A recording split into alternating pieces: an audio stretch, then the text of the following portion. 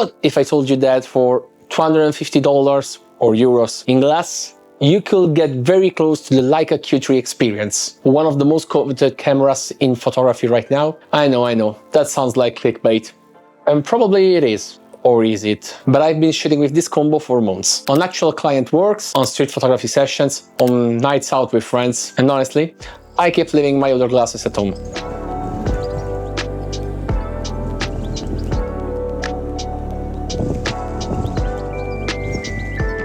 So hi, welcome back, I'm Alberto, I'm a photographer and video maker from Rome, Italy. I've had a serious Leica Q3 fever for a while now. So let me present you with this idea of mine. Just like me, you want to like a Q3. One of the most elegant, cool, powerful and sought after cameras in the world right now. But just like yours truly, you don't have a dime at your name. You have to prioritize paying bills, and most of the time you have to figure out whether you prefer buying a new roll of film or buying enough food for the next 2 days. Either way, both of them will end up in the fridge, only to remind you of their existence once they pass their expiration date. And so you end up consuming both of them, hoping to manage to get some decent photos or not get food poisoning. In short, you don't have $6,000 to spend on Leica Q3, but you have a Sony A7C and maybe 150 euros or dollars in your piggy bank. So I went hunting for the closest thing I could afford. And what I found surprised me, because it's a lens that gets barely talked online. Today, I'm here to introduce you the Sony 28mm f2. Why it's extremely underrated, how it stacks up against the other 28mm options for Sony. Spoiler, there's almost no alternative to this lens. And whether this combo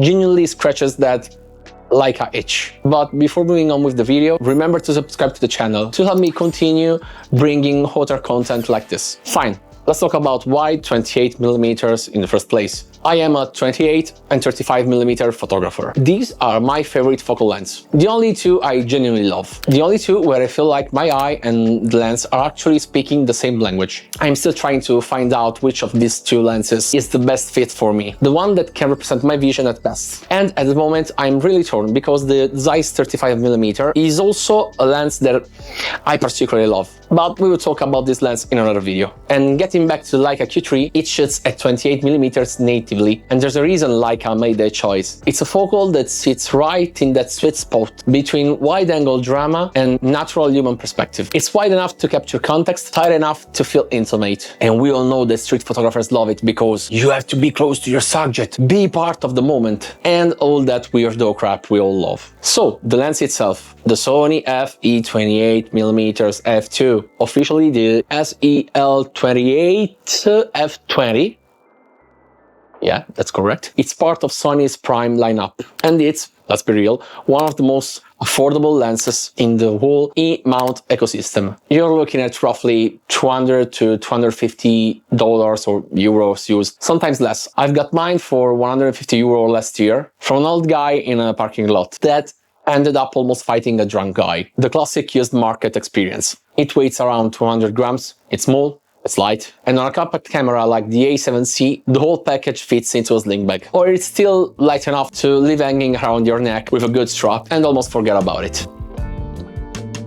The autofocus is fast and quiet. It has a minimum focus distance of 29 centimeters, if I'm not wrong. Now, and here's the thing that critics always bring up. The corners aren't perfect and wide open. There's some vignetting, some softness f2, and a pretty bad distortion, but by f2.8 or f4 it cleans up beautifully. And for street photography, that center sharpness wide open is exactly what you want anyway. One genuine downside worth acknowledging: there is no weather ceiling. If you're caught in rain, you're taking a risk. But, and this is a point I find actually funny, at this price point you can almost buy a second one as insurance. That's how cheap it is relative to its quality. Now, I haven't just been testing this lens in a controlled environment. I'm not Gerald Anon. I've used it on actual paid assignments, both video or shootings, street sessions in multiple cities, a couple of concerts, and many unplanned moments out with my friends. And the results have been consistently strong. The colors renders beautifully, and there's a character to the images that you don't always get with more clinically sharp lenses. An extra reason that makes me love cheap but good products. It's absolutely not perfect, but imperfect in an interesting way, not an annoying one. The A7C body itself helps a lot here too. It's compact, it has a pretty decent in-body image stabilization, but not as good as the Lumix one in my opinion.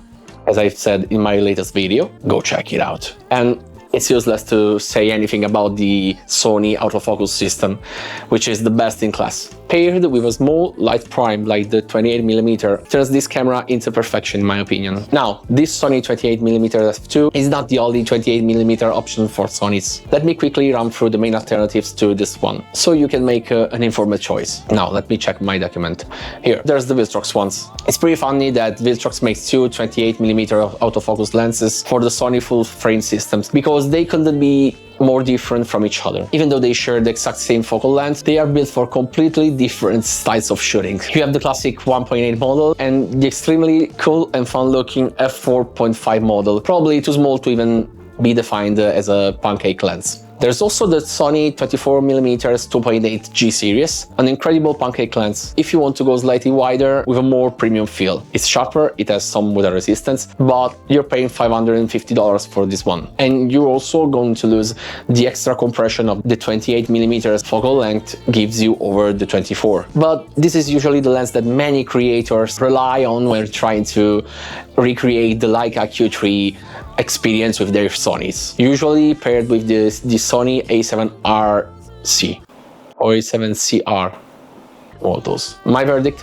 for the combination of price, autofocus performance, size and image quality, the Sony 28mm f2 wins the value argument comfortably. Nothing else in this range comes close on all four criteria simultaneously. Alright, let's be honest. Can this combo genuinely replace a Leica Q3? Let's be honest about what the Q3 actually is. A 60 megapixel monster with a fixed 28 1.7 sun-milax lens, one of the best in the market. Class-leading weather sealing, a gorgeous viewfinder and incredible style. All of that for around $6,000. It's an exceptional piece of engineering and it produces incredible images. The color science, the rendering, the build, it all feels like a unified, powerful tool. On the other side, the A7C gives you 24 megapixels, a faster and more reliable autofocus, the ability to switch lenses, and a body that is generally compact and capable. The total cost, I've probably paid around 1,500 euros for all of this stuff. Body, lenses, everything used. That's like a fourth of the price of a Leica Q3, I think. Of course, with this stuff, you're losing the amazing weather sealing that the Leica has. You won't have the Leica color science, and let's be honest, the emotional experience of shooting with a Leica, which is real and matters to some people, and maybe half a stop of dynamic range. But what you're gaining? You're gaining flexibility, a way better autofocus system, lower financial anxiety when you're shooting in crowded places, and probably enough money for a plane ticket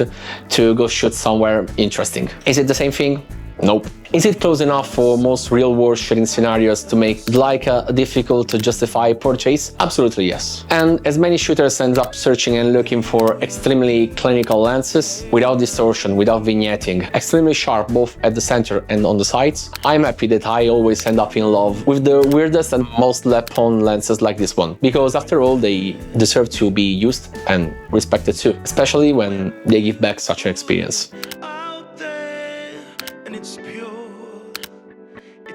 If you made it this far, genuinely, thank you. I know I always end up rambling a lot about the things that I like, but I believe that this lens deserves way more respect. If you use a lens that is largely unknown or often looked down upon, drop it in the comments. I have a feeling I'm not alone here, and I genuinely love to hear your story. I read all the comments and I always do my best to reply. If this is your first time around here and you enjoy photography, honest gear chats, maybe watch me roam around Italy looking a bit lost and confused, consider hitting that subscribe button. No pressure, please subscribe, please, I beg you. But I'm sure you like it. And if I manage to make you reevaluate this lens, click the like button. It helps more people find this kind of content and it tells me to keep making it. With that said, thank you for watching and see you next time.